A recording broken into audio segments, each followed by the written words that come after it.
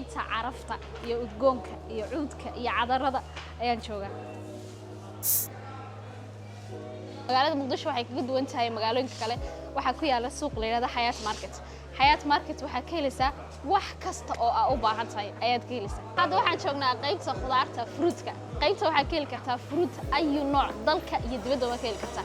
xaga waxa ku haystaa liin mandarin ma ku haystaa goorma kugu dambeysay liin mandarin xamar ku cuntid.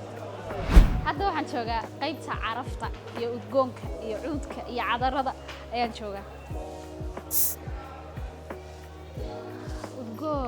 cadarka sidoo kale cadaradu way jabayeen iskaamna way ku jiraan. qaybtana waa qaybta cosmetic halka waxa yaalo cosmetic dabiici ah sidoo kale waxay ku jiraan 15 boqolkiiba 15 qiimo dhimis ayay ku jiraan ka soo gaad.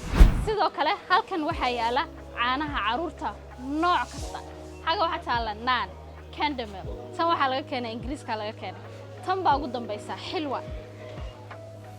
xilwa ayaa lagu keenay caanaha ayu nooc wad ka helaysaa Hayat Market. waxaan nasiib u yeeshay inaan ka adeegto maanta Hayat Market adigoo Muqdisho jooga Hayat Market imanay maxaa qabanaysaa wax kasta oo ka heli kartaa Hayat Market kaalay soo dhaqso.